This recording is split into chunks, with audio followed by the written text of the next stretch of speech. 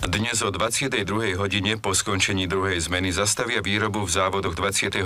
augusta Partizánske a od 25. januára v celom podniku.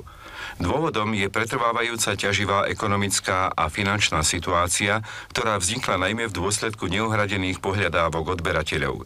Len Spoločenstvo nezávislých štátov im dlhuje 900 miliónov korún.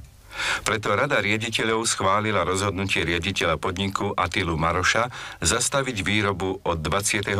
januára do 8. februára v celom podniku.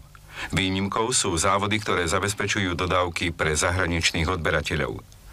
Prerušenie prác sa dotýka približne 12 000 zamestnancov, ktorým bude zamestnávateľ vyplácať 60% mzdy.